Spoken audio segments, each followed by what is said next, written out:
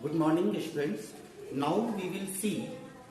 So today is solubility of solid in a gas, solubility of solid in a liquid, solubility of gas in a liquid related to Henry law. So first of all, what is solubility? पहले ये बात आती है कि solubility कहेंगे किसको? आपको ये डिफाइन किया है कि solubility the maximum amount of solute which can be dissolved in a specified amount of solvent at a constant temperature is called the solubility. Now, solubility is affected by nature of the solute and solvent as well as by temperature and pressure. Solubility ये depend करता है कि solute की nature कैसा है, solvent की nature कैसा है और इसके साथ ही साथ टेम्परेचर एंड प्रेशर के भी इफेक्ट इस पर डिपेंड करते हैं। इससे रिलेटेड हम लोग 11th क्लास में ये पढ़े थे ली चैटलियर प्रिंसिपल, बस उसी के बेस पर ये डिपेंड करता है। फर्स्ट ऑफ ऑल ये आप देखेंगे एक पॉइंट है solubility of solid in liquid, second B point आएगा कि solubility of gas in liquid. तो फर्स्ट एक को आप एक्सप्लेन करेंगे। देखिए सिंपल वे में लिखे कि polar solute are soluble in polar solvent. Polar जिसमें पोलरिटी हो, जिसमें चार्ज डेवलप करे, तो ऐसा सॉल्यूट वैसा ही सॉल्वेंट में डिजॉल्व करते हैं। जैसे सपोज हाइड्रोजन क्लोराइड है HCl, ये पोलर है H प्लस एंड Cl-। अगर इसको वाटर में डिजॉल्व करेंगे तो H2O भी पोलर सॉल्वेंट है, तो आपको आसानी से डिजॉल्व कर लेंगे। और दूसरा है non polar solute dissolve in non polar solvent. जैसे सपोज कैम्फोर है, कपूर है, और आप उसको अगर बेंजीन लाइक सॉल्वेंट में, पेट्रोल में, एसीटोन में डिजॉल्व करेंगे तो आसानी से डिजॉल्व हो जाएंगे। यानी आपको कंसेप्ट क्या मिला कि polar solute dissolved in polar solvent and non-polar solute dissolved in non-polar solvent, means ये इस थ्योरी पर बेस्ड है जो लाइक डिजॉल्व लाइक। हमने यहां लिखा ऐसा क्यों हो जाता है कि due to similar intermolecular forces. बहुत क्लियर कंसेप्ट आपको इसमें दे रहे हैं सॉल्युबिलिटी के लिए। Non polar solute are soluble in polar solvent, non polar solute are soluble in non-polar solvent due to similar intermolecular forces। अब थोड़ा सा यहां देखेंगे, लिखिए solubility of solids is affected by temperature and pressure according to Lee Chatelier principle। just 11th class में according to Lee Chatelier principle if dissolution is exothermic then solubility decreases with increase in temperature and vice versa। Just उसके उल्टा, जब exothermic होंगे तो temperature को कम करेंगे तो उसकी सॉल्युबिलिटी बढ़ने लगेगी, और जब रिएक्शन एंडोथर्मिक होगी तो टेम्परेचर को बढ़ाएंगे, टेम्परेचर इंक्रीज करेंगे तो उसकी सॉल्युबिलिटी भी बढ़ने लगेगी। जनरली गैसेज जो होती है उसको अगर वाटर में डिजॉल्व करते हैं तो वो एक्सोथर्मिक रिएक्शंस में होती हैं।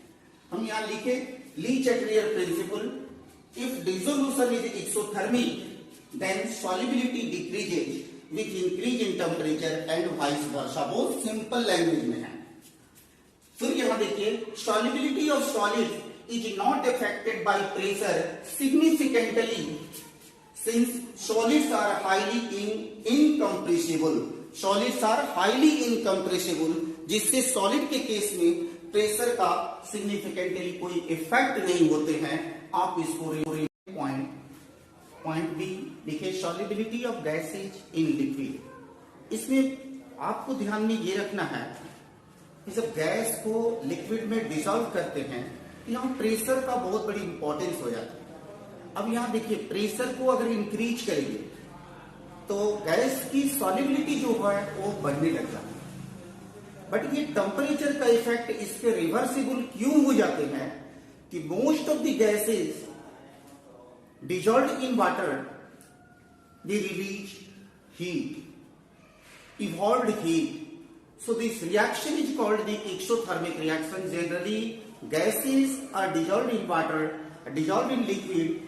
Heat will be liberated, heat will be released. So this type of reaction is called exothermic reaction. In this case, exothermic reaction में टेम्परेचर जब इंक्रीज करते हैं तो उसकी सॉल्युबिलिटी जो है वो डिक्रीज करने लग जाती है। 11th क्लास में आप केमिकल इक्विलिब्रियम में ऑलरेडी आप इसको पढ़े होंगे। उसकी कॉन्सेप्ट आप लेकर के आप यहाँ ध्यान से इस बात को देखिएगा। हमने बहुत अच्छी सी सिंपल लैंग्वेज में आपको लिखे हैं कि certain gases are highly soluble in water like ammonia, HCl, hydrogen chloride, etc. And certain gases are less soluble in water like oxygen, nitrogen and helium, etc. Solubility of gases is affected by pressure and temperature. Increasing pressure increases solubility and increase in temperature decreases solubility. Temperature को जब increase करते हैं तो उनकी solubility decrease कर जाती है क्योंकि गैसेज एक्सोथर्मिक रिएक्शन शो करते हैं। अब एक बहुत बड़ी नोट करके यहां लिखे हैं, इस पॉइंट को आप देखेंगे। एक्सेप्शनल पॉइंट जो होते हैं वो अक्सर क्वेश्चन में राइज कर जाते हैं। अब देखिएगा यहां लिखे hydrogen and inert gases. Inert means जैसे suppose helium, neon, argon, krypton, xenon, ये इनर्ट गैसेज कि केस क्या होते हैं कि solubility increases slightly with increase of temperature, especially in the non-aqueous solvent such as alcohols, acetone, hydrocarbon, petrol, benzene, toluene। इन सब में इनकी solubility थोड़ी बढ़ जाती है जब इसके टेम्परेचर को हम लोग बढ़ा देते हैं। ये बहुत ही रिमार्केबल पॉइंट है जो आप ध्यान से देखेंगे। इसको अलग से नोट करके लिख दिए हैं। हाइड्रोजन एंड इनर्ट गैसेस की सॉल्युबिलिटी पर टेम्परेचर का क्या इफेक्ट होते हैं। ये जनरली ऑर्गेनिक सॉल्वेंट में आसानी से डिसॉल्व हो जाते हैं।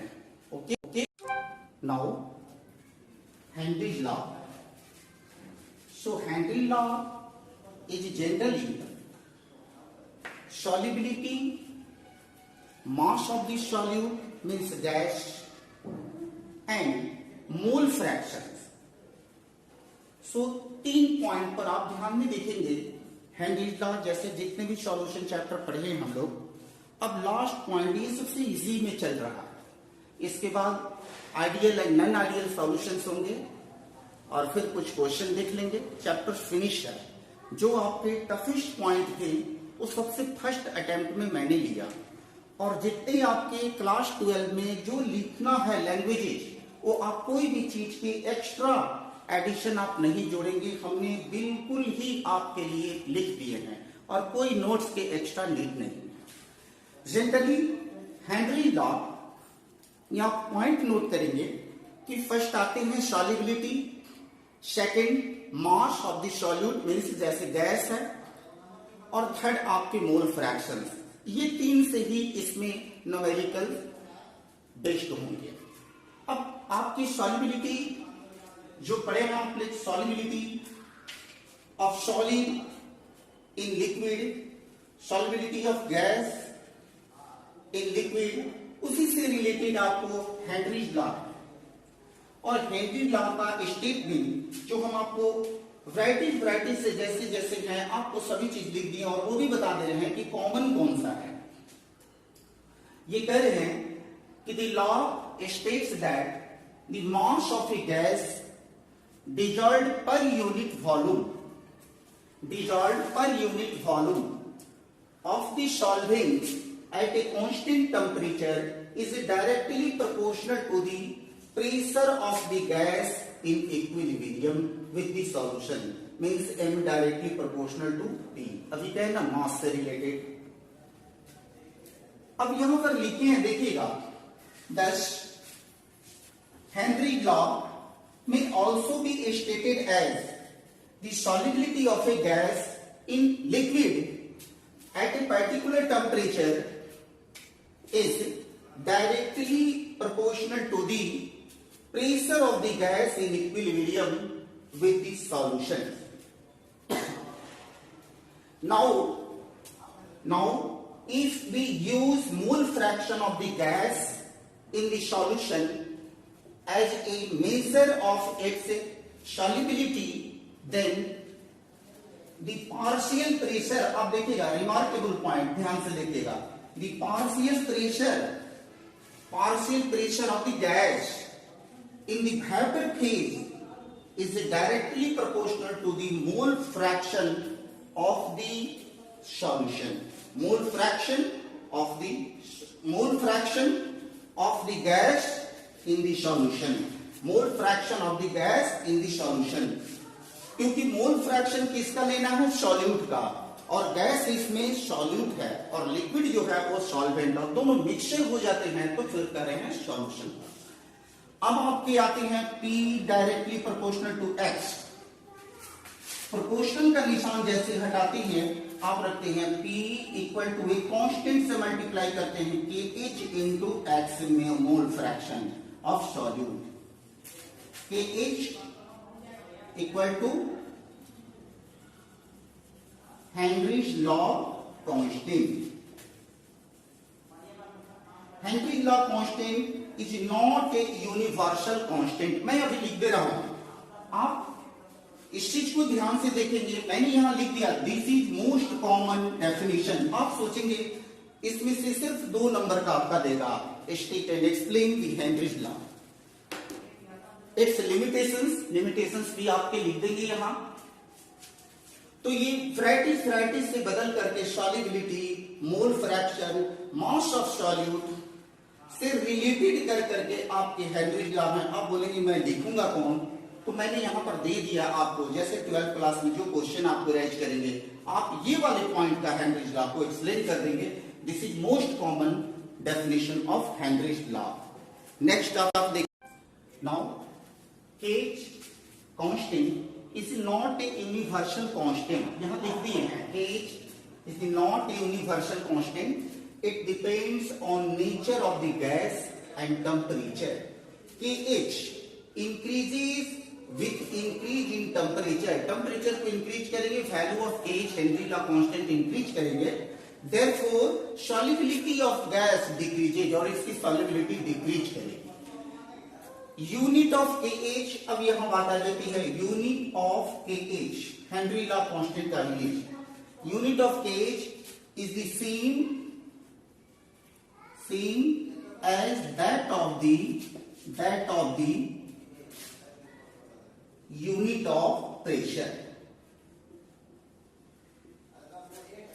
Examples, millimetre Hg, atmosphere, bar, pascal, kilo pascal, etc। वही यूनिट यूज करेंगे जो प्रेशर का हम लोगों ने यूनिट यूज किए थे। अब नेक्स्ट लास्ट पॉइंट आ रहे हैं, limitations of Henry's law. Very simple. First point जैसे हमने यहां रिमार्क करके लिख दिए। फर्स्ट आप देखिए, the pressure of the gas is not too high and temperature is not too low. Temperature को भी इतना बहुत काफी लो नहीं होना चाहिए। प्रेशर हाई करेंगे तो उसमें गैस की सॉल्युबिलिटी इंक्रीज करती है, बट इतना ज्यादा प्रेशर हाई नहीं करना है कि सील्ड बॉटल ही ब्लास्ट कर जाए फट। Second point, the gas should not undergo any chemical change. Means जो गैस उसमें फिल्ड कर रहे हैं, जो लिक्विड के साथ में उसकी सॉल्युबिलिटी कर रहे हैं, तो गैस अनरिएक्टिव विथ लिक्विड्स हो। इसलिए ये second point, the gas should not undergo any chemical change. और थर्ड पॉइंट है, the gas should not undergo any association और डिसोसिएशन। किसी तरह का एसोसिएशन नहीं होना चाहिए, एसोसिएट करके एक बड़ा मॉलिक्यूल ना बन जाए, या फिर डिसोसिएट कर करके अलग अलग में सिंपल एलिमेंट आयंस में डिसोसिएट नहीं करना चाहिए। 3 पॉइंट है कि प्रेशर को हाई नहीं होना है और टेम्परेचर को इतना लो भी नहीं करना है कि उसमें फ्रीज कर जाए। सेकंड पॉइंट है कि कोई केमिकल चेंज नहीं हो, गैस को केमिकली अनरिएक्टिव होना चाहिए।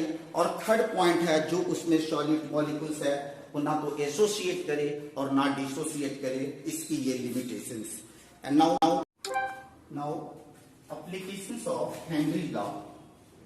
So 3 points of applications of Henry law. First, to increase the solubility of carbon dioxide in soda water and soft drinks, the bottle is sealed under high pressure.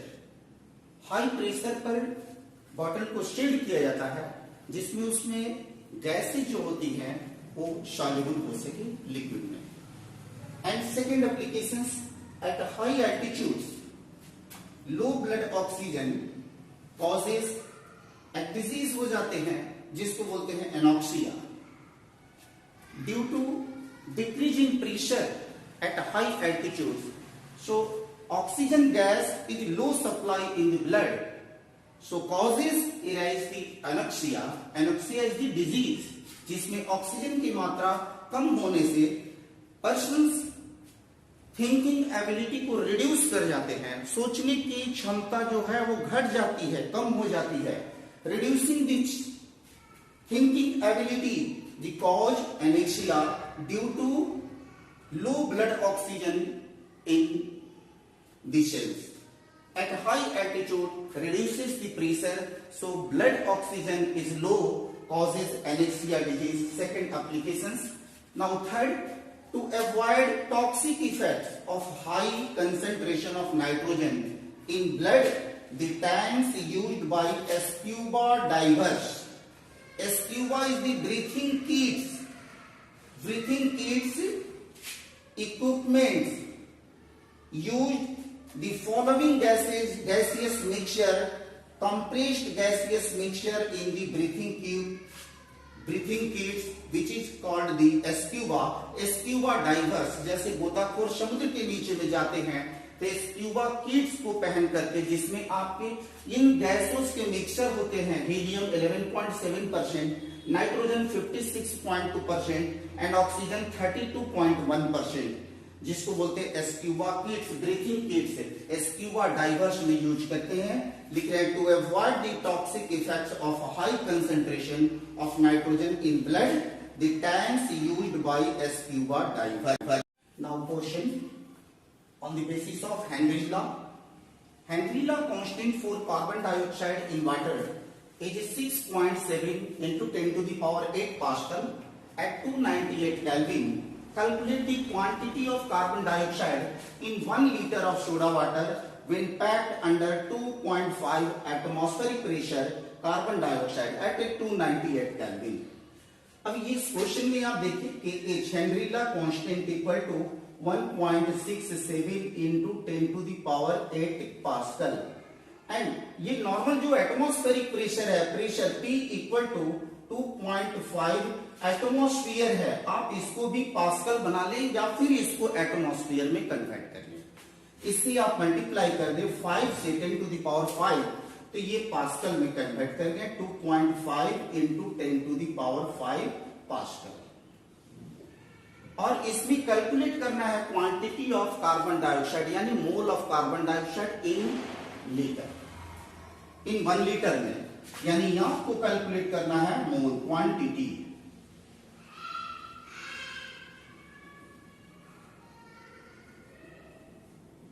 Quantity of CO2। तो इससे पता चलता है आपको कि क्या निकालना। देखिए P इक्वल टू आप लिखे KH into mole fraction of solute. आप इसमें निकालें X equal to P by KH। आप यहां लिख रहे हैं P का value 2.5 into 10 to the power 5 by KH, Henry law constant का 1.67 इंटू 10 टू दी पावर 8। आप इसको कैलकुलेट किए तो आए आपका 1.5 10 टू दी पावर -3। ये निकाल लिए आप X की value. Mole fraction, so mole fraction of carbon dioxide, mole fraction of CO2 carbon dioxide is equal to number of mole of solute carbon dioxide by number of mole of carbon dioxide plus solvent अब आप देखिए mole fraction आपने निकाला 1.5 10 to the power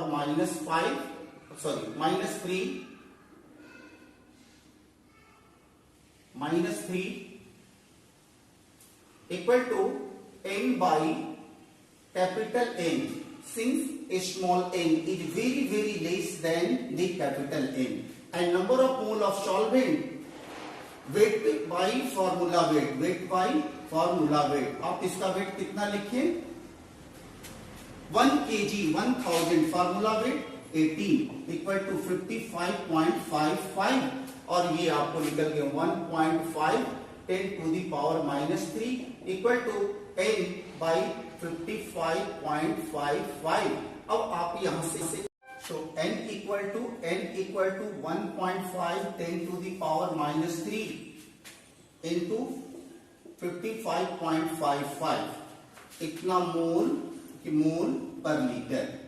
अब ग्राम में अगर convert करना हो मास को तो आप इसी को गोल कर देंगे कि 8.3 इंटू 10 टू दी पावर -2 मोल पर लीटर, और ग्राम में अगर आप करना चाहेंगे 8.3 10 टू दी पावर -2 मल्टीप्लाई 44 और ये हो जाएंगे आपका इतना ग्राम पर लीटर। और आप इसको कैलकुलेट करेंगे तो इसका जैसे अभी कैलकुलेट किए तो इसका आंसर आया 3.65 ग्राम पर लीटर। आप इसको कैलकुलेशन को देख लेंगे, कोई मिस्टेक हो आप इसी मेथड से बनाएंगे, आप कैलकुलेट कर करके देख लेंगे। अभी मैं कैलकुलेटर से निकाला था, आप इसको देख लीजिए।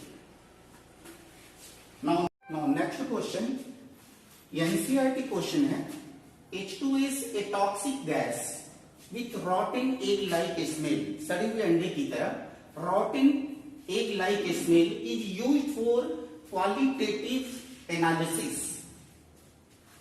If the solubility of H2S in water at HTP is 0.195 m, ये मोला लिखी है m, calculate Henry law constant. जैसे हेनरी लॉ से जो भी न्यूमेरिकल है इजी, सिर्फ आपके कंसेप्ट क्लियर हो जाना चाहिए। आप देखिए कि H का वैल्यू फाइंड करने के लिए आपको बोल रहे हैं H इक्वल टू 5 और इसमें 0.195 m मोलैलिटी। देखिए 0.195 मीन्स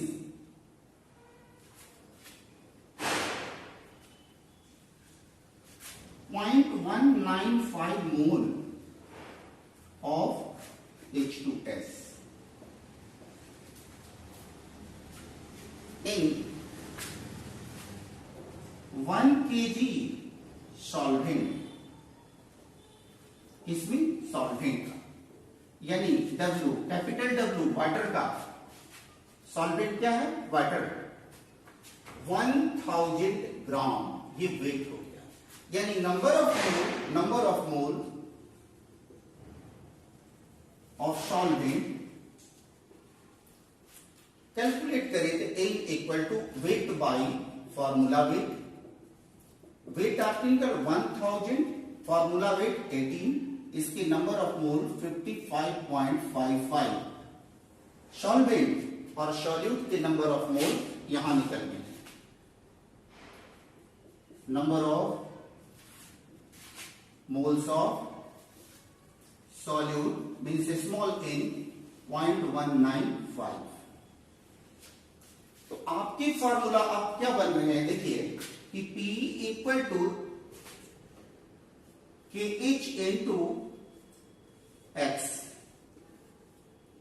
और आपको निकालना है KH equal to P by X,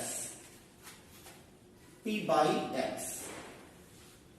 अब x आप मोल फ्रैक्शन है, मोल फ्रैक्शन आप यहां निकाल सकते हैं, कैसे निकालेंगे, n by n plus n।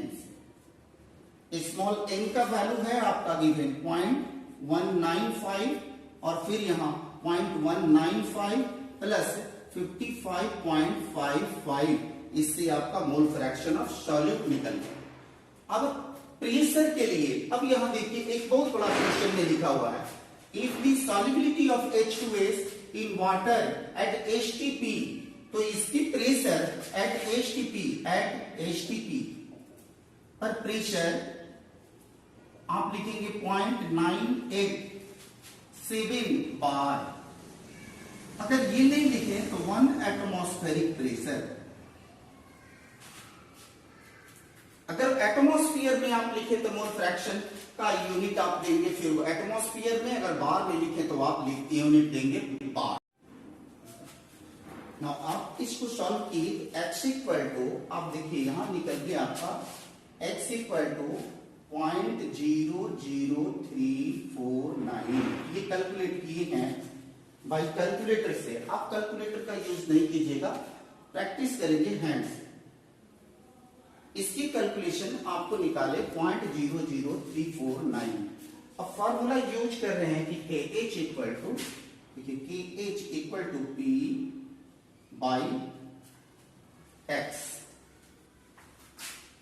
और ये P का वैल्यू HTP पर 0.987 और X जो अभी आपको आए हैं 0.00349, और इसको कैलकुलेट किए अभी कैलकुलेटर से, अभी कर करके देख ले रहे हैं, तो 282.8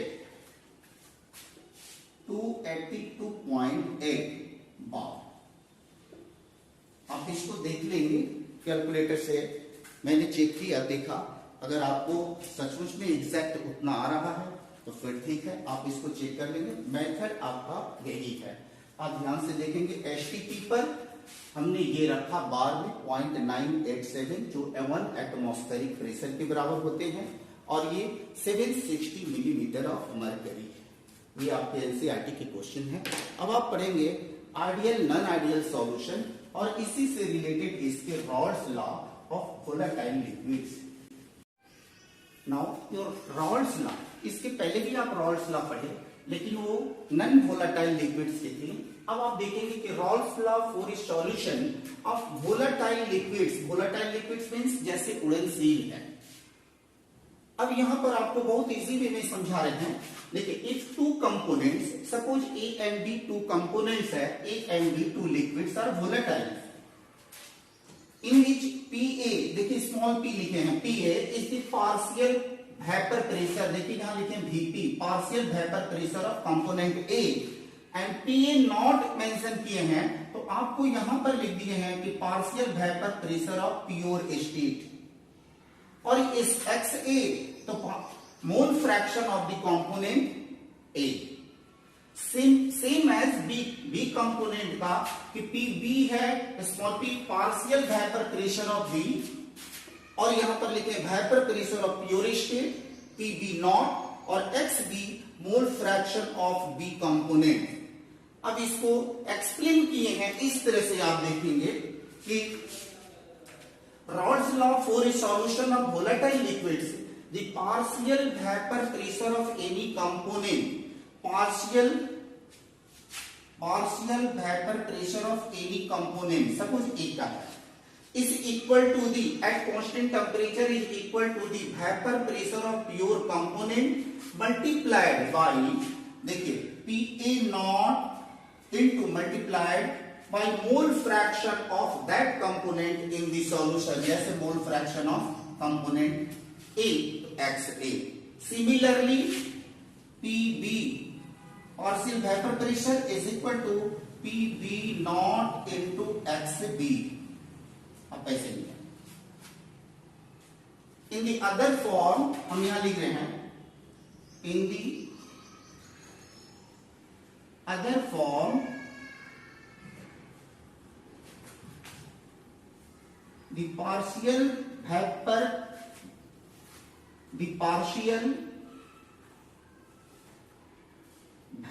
pressure of the component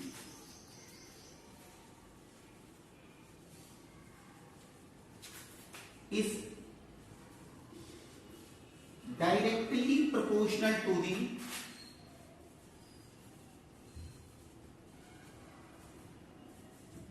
to the mole fraction of the component.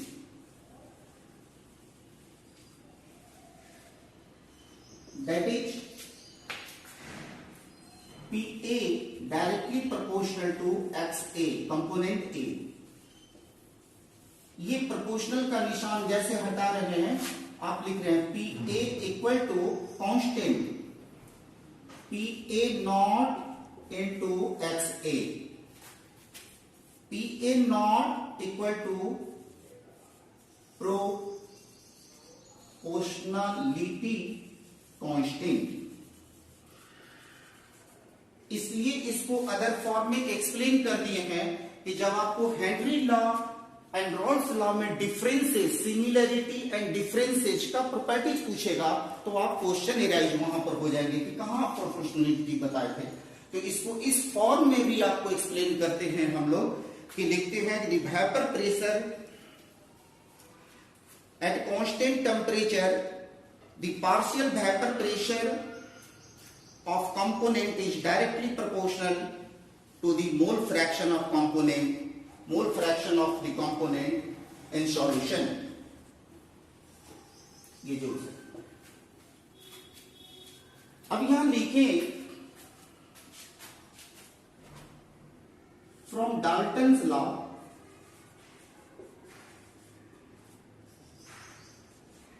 the total pressure of solution is equal to partial pressure of one component plus partial vapor pressure of other components. P equal to PA plus PB naught.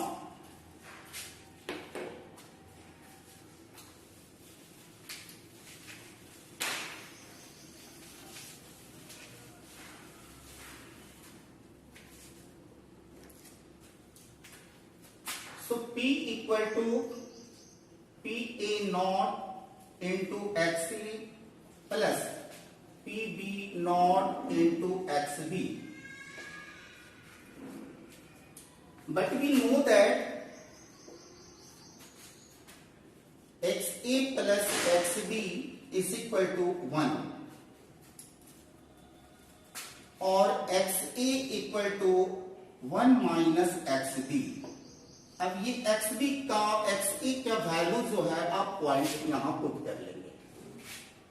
ये देखिए यहां तो ऐसी value आ जाएंगे कि total pressure P PA naught into XA का value रखें 1 minus XB plus PB naught into XB. इसको ऐसे लिखते हैं PA naught minus PA naught into XB plus PB naught into XB. Now P equal to PA naught plus PA naught plus common ले लें XB PB naught minus PA naught और ये आपकी expression. इसमें सभी चीज मेंशन है. P total pressure of solution है, PA not vapour pressure of pure component, vapour pressure of pure component B है, mole fraction vapour pressure of pure component A. अब आप देखेंगे ideal solution.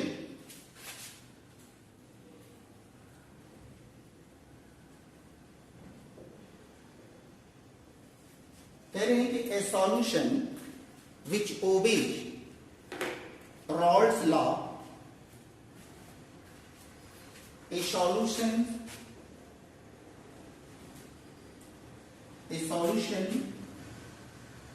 which obeys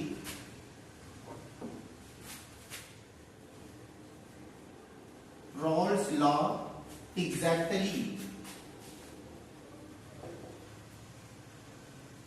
at all temperature and concentration. It's called ideal solution.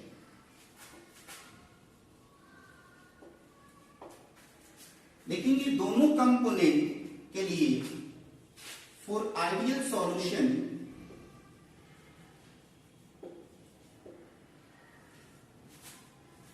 A interaction,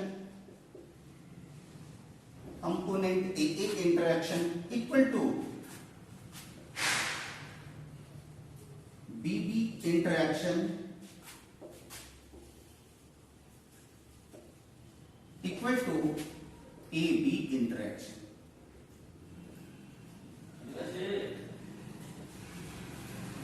G equal to सभी इक्वल ही होते जाते हैं। And for ideal solution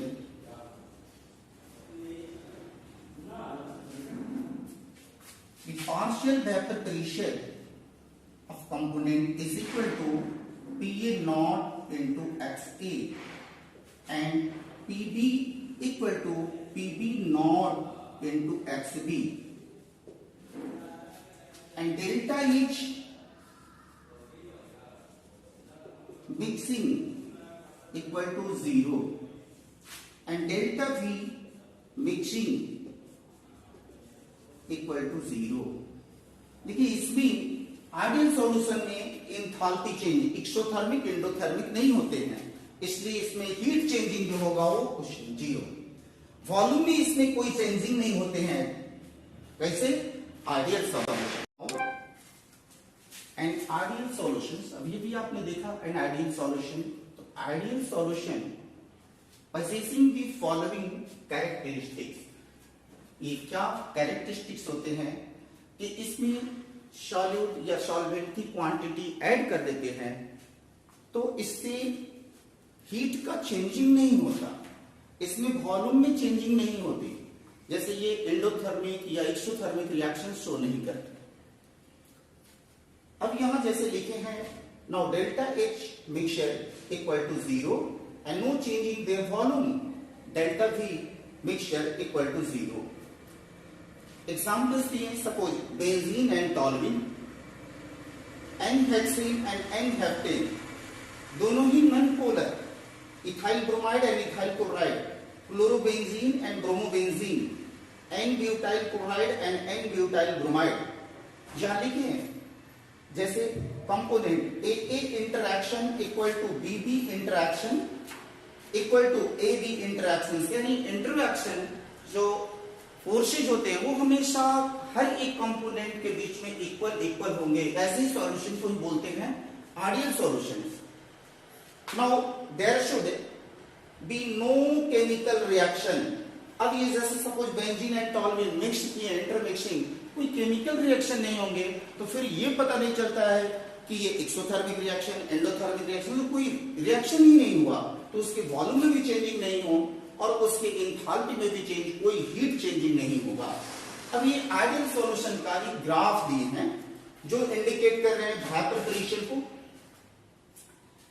vapour pressure PA not ऐसे दिए हैं वेपर प्रेशर, और इधर vapour pressure component B not, और ये इंडिकेट स्ट्रेट लाइन इंडिकेशन होगा। अब ये देखिएगा ध्यान से, ये स्ट्रेट लाइन ऐसे जो बना स्ट्रेट लाइन ये इंडिकेट कर रहे हैं। ये आइडियलिटी को इंडिकेशन से यहां लिखे mole fraction x equal to 1 xb equal to 0, mole fraction को इंडिकेट कर रहे हैं x equal to 0 and xb equal to 1। इसके पहले आपको बता दें कि xa क्या xb क्या है। अब यही आइडियलिटी बिहेवियर है। अब ये सपोज ग्राफ अगर अपवर्ड डायरेक्शन में कर जाए तो कहेंगे कि ये आइडियल बिहेवियर से डेविएट कर गए।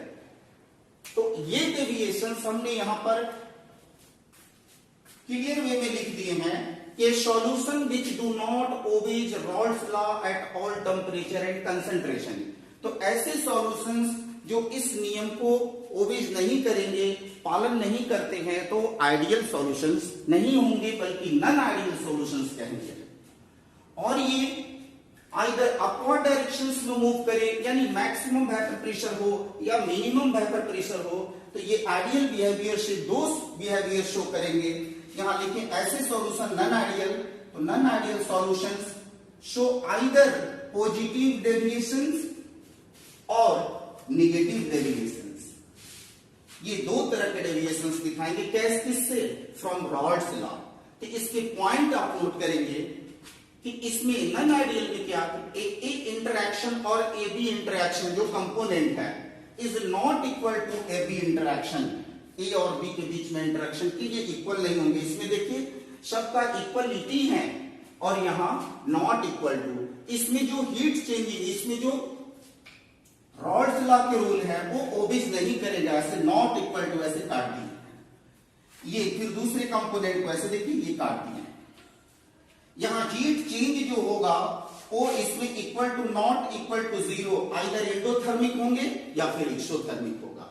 अब इसमें वॉल्यूम में जो है changing not equal to zero, इसके वॉल्यूम में चेंज होगा, चाहे वो नेगेटिव में जाए वॉल्यूम या फिर पॉजिटिव में जाए। इसीलिए हम यहां पर लिखे हैं ऐसे सॉल्यूशन नॉन आइडियल सॉल्यूशन होंगे और इसको बोलते हैं non ideal solutions show either positive deviation और negative deviation from Raoult's law. Okay, and now second stage. So non-ideal solution showing positive deviations. Non-ideal solution, लिखिए non-ideal A, non-ideal solution, non-ideal solution showing positive deviations, positive deviation। इसमें special features क्या हैं?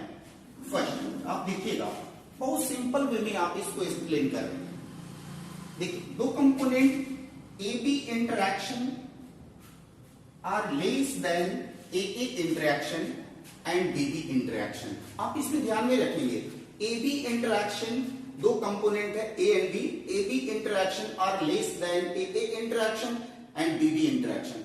Same इसके opposite उलट देंगे, जब negative deviations आएंगे तो यही चीज A B interaction are less than तो are greater than A interaction and B B interaction negative deviations में, और आप इसमें याद रखेंगे less than A interaction and B B interaction. Just उसके अपोजिट क्या partial vapour pressure is greater than the PA naught into XB। Similarly partial vapour pressure second component B का greater than the PB naught into XB। अब देखिए इसमें क्या होंगे कि इस जैसे पॉजिटिव डेविएशन शो करने वाले, सपोज आपको अल्कोहल है, जैसे इथेनॉल है, मिथेनॉल है, यहां अल्काइल ग्रुप, ये अल्कोहल है। अब सपोज हम अल्काइल ग्रुप C2H5OH अटैच करते हैं, इथाइल अल्कोहल, इथाइल अल्कोहल, ऐसे intermolecular hydrogen bonding. No need of extra explanation in this efficiency in this questions.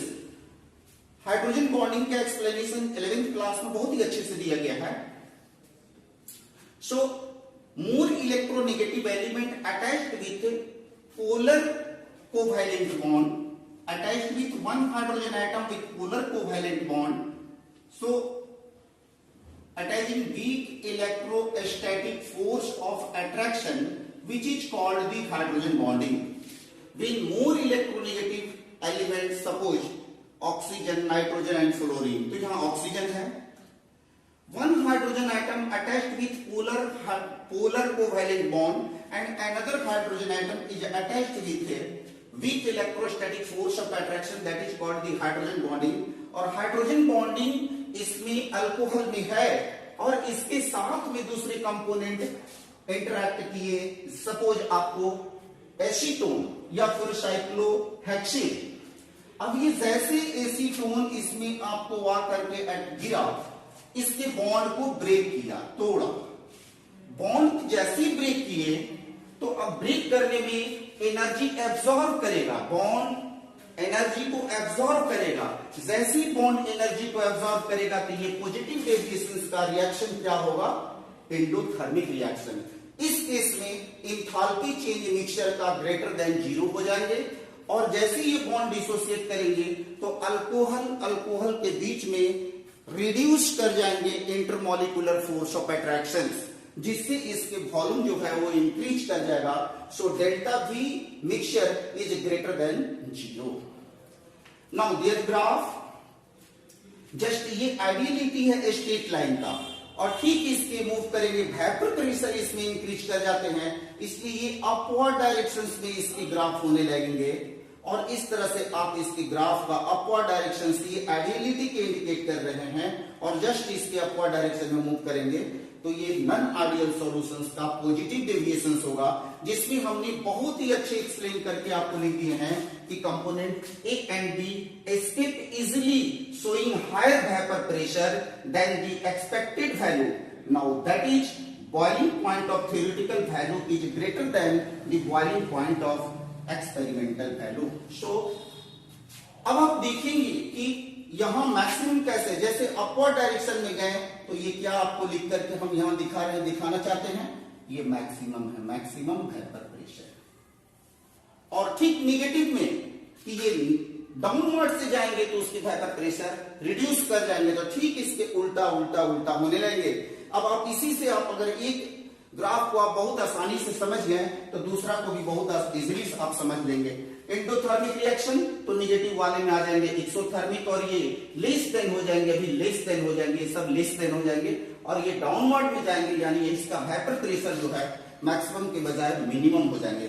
जब इसके वेपर प्रेशर मैक्सिमम हो जाते हैं और उसमें मिनिमम हो जाते हैं तो ठीक ये कैसा बॉइलिंग पॉइंट मिक्सचर है जो एजियोट्रॉपिक में पढ़ाएंगे अभी, आप पूरी तरह से क्लियर इसका कंसेप्ट, ये आपके एग्जांपल से भी क्वेश्चन आ जाते हैं, और ये इसका एक्सप्लेनेशन है। ओके,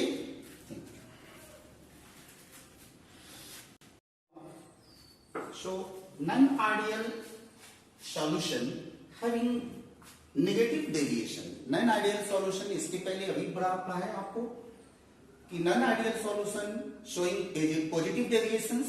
पॉजिटिव डेविएशंस में यही सिर्फ दिमाग में आप रखना है, दोनों में डिफरेंसेस के लिए देखिएगा, for positive deviation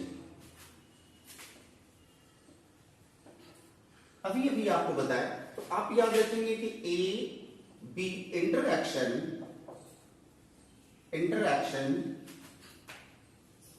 are less than AA and BB interaction, ये आपको पढ़ाया था पॉजिटिव डेविएशन से, जस्ट इसमें आपको ध्यान देना है। AB interaction are stronger than AA interaction and BB interaction, और ठीक इसके उल्टा आपको पॉजिटिव डेविएशन में बताया। अब आप जैसे पॉजिटिव में partial vapour pressure greater than पढ़े थे, तो आप इसको ध्यान में रखिएगा लेस देन, एकदम सेम उसको जब देखेंगे तो आपको क्लियर हो जाएगा। उसमें delta H mixing less than 0, और ये होगा एक्सोथर्मिक, उसमें बताया एंडोथर्मिक, आप देखिएगा उसमें एंडोथर्मिक और इसमें एक्सोथर्मिक। ये देखिए delta V mixing less than 0, escaping tendency of both A and B component is lowered, showing lower vapor pressure than expected ideally। इसकी एग्जांपल्स यहां दे रहे हैं, एग्जांपल देखिए, H2O HCl, H2O HNO3, acetic acid, methanol, acetone, aniline, ये यहां तक के class 12 में पूछा एग्जांपल्स, और ये कॉम्पिटिटिव एग्जामिनेशन क्या है आप देख लीजिएगा इसको, chloroform and acetone, chloroform and benzene, chloroform and nitric acid, chloroform and acetic acid, ये दोनों में ही आपको हाइड्रोजन बॉन्डिंग एक बार हो जाते हैं, आप देखिएगा।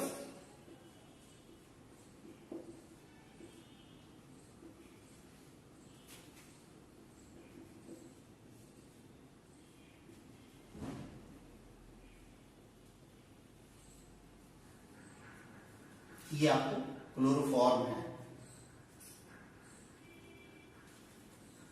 हाइड्रोजन बॉन्ड, एसीटोन, और ये फ्लोरोफॉर्म।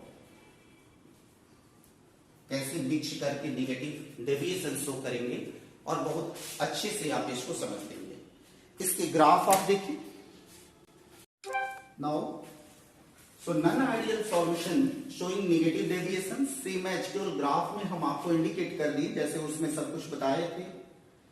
तो इसमें ग्राफ में आपका इस स्ट्रेट लाइन है आइडियलिटी के लिए और ये लोअर डाउन आपके कर्व जाएंगे जिससे पता चलेगा कि ये नेगेटिव डेविएशन शो कर रहा है और ये मिनिमम यहां पर लिख रहे हैं, ये आपका minimum vapour pressure of solution. So azeotropic mixture, now azeotropic mixture, the component form azeotrope cannot be separated by fractional distillations। यानी सपोज ऐसा मिक्सर जिसको कांस्टेंट टेम्परेचर पर डिस्टिलेशन करे तो उसकी केमिस्ट्री, उसके chemical composition does not change. Same है, उसी लैंग्वेज को केवल हम आपको ट्रांसफॉर्म कर दिए। Azeotropic mixture, what is azeotropic mixture? Component form azeotrope can not be separated by fractional distillation, वही जो केमिस्ट्री चेंज नहीं करे। There are two types. So A, invitation A में देखिए, the solutions which show large positive deviations for minimum boiling azeotrope. Large positive deviations, जिसके positive deviations large होगा तो उसकी बॉइलिंग पॉइंट जो होगी वो मिनिमम कर जाएंगे, क्योंकि उस केस में बता रहे थे कि मैक्सिमम वेपर प्रेशर हो रहे हैं। अब इसके केस में कि मिनिमम वेपर प्रेशर हो रहे हैं, आप इसमें क्या करेंगे? The solutions which show large negative deviation form maximum boiling point azeotrope। उसमें आपको लिख रहे थे मैक्सिमम वेपर प्रेशर हो रहा है तो मिनिमम बॉइलिंग पॉइंट, और इसमें मिनिमम वेपर प्रेशर हो रहे हैं तो इसका मैक्सिमम बॉइलिंग एजियोट्रोप कहेंगे। इसमें एग्जांपल्स दिए देखिए, इथेनॉल प्लस वाटर 95.57% W/W, और इसकी मैक्सिमम एजियोट्रोपिक मिक्सचर में है 68%, यहां देखिए 68% है नाइट्रिक एसिड एंड 32% है वाटर। एक स्पेशली आपको नोट करके यहां लिखे में देखिएगा कि the vapour pressure is richer is more volatile component than the less volatile component. This is called special rule लिखा था है, आप ध्यान से देखिएगे। स्पेशल रूल इसको बोलते हैं ओनोवालोफ रूल। ओनोवालोफ रूल लिखे के साइलेंट है, ओनोवालोफ रूल क्या है? The vapour pressure is richer is more volatile component than the less volatile component, this is called ओनोवालोफ रूल। ये इससे कंपटीशन में क्वेश्चन आया हुआ था, इसलिए हमने इसको अलग कर करके आपको लिख दिए हैं। अब आप देखेंगे positive deviation, negative deviation plus उसके एग्जांपल्स, और यहां पर दिए हैं एजियोट्रोपिक मिक्सचर। एजियोट्रोपिक मिक्सचर में minimum boiling azeotropic and maximum boiling एजियोट्रोपिक।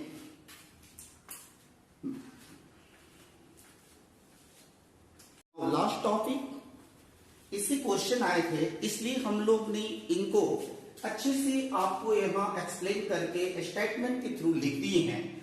देखिए, difference and similarity between Rawls law and Henry's law. तो फर्स्ट आप देखिए सिमिलरिटी की बात कर रहे हैं कि सिमिलरिटी में लिखिए both laws apply to volatile component solution. बहुत सिंपल, आप सिर्फ एक बार पढ़ेंगे तो आपको याद हो जाएंगे। Both laws apply to volatile component solution. Second, दूसरा में लिखे हैं both laws state that the vapour pressure of one component is proportional to the mole fraction of that component. Vapour pressure जो है एक कंपोनेंट का वो डायरेक्टली प्रोपोर्शनल होता है मोल फ्रैक्शन के। ये दोनों के केसेस में होते हैं, सिमिलरिटीज हैं रॉल्स लॉ में भी और हेनरीज लॉ में। इसके डिफरेंसेस अब देखेंगे। रॉल्स लॉ क्या कह रहा है कि proportionality constant as the vapour pressure of pure components, जो आपको अभी अभी इसमें पढ़ाए थे, जो इसमें आपको लिखे थे कि आपके partial vapour pressure is directly proportional to mole fraction of the component.